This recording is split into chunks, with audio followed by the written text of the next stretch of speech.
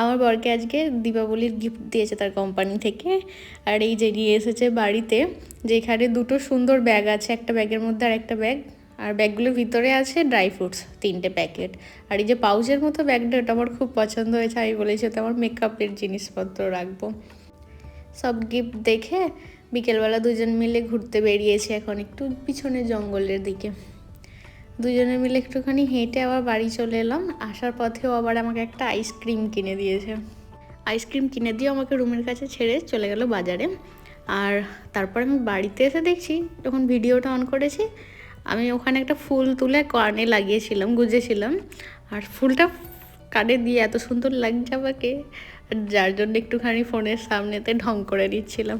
যাই হোক, ওই করতে গিয়ে আমার আইসক্রিম গলে যাবে, আইসক্রিমটা খেয়ে নিই। আবার এদিকে লেটও হয়ে যাবে, চালটা না ভিজালে একটু আবার রান্না করতেও দেরি হয়ে যাবে। যাই হোক, চলুন আগে চালটা ভিজিয়ে দিই, তাহলে তাড়াতাড়ি রান্নাও করতে পারবো।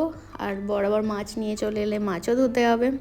আর এই যে আমি হাতায় করে চালটা তুলে নিচ্ছি, নিয়ে দুজনের 2 হাতা চাল হলেই রান্না হয়ে যায় আমাদের। এক হাতে আইসক্রিমও খাচ্ছি, আবার এক হাতে চালও করছি, সব কাজ একসাথে। যাই হোক, চালটাকে ভিজিয়ে রাখি, এরপর বর মাছ নিয়ে এলে আবার মাছও ধুতে হবে, মাছ রান্নাও করতে হবে, অনেক কাজ।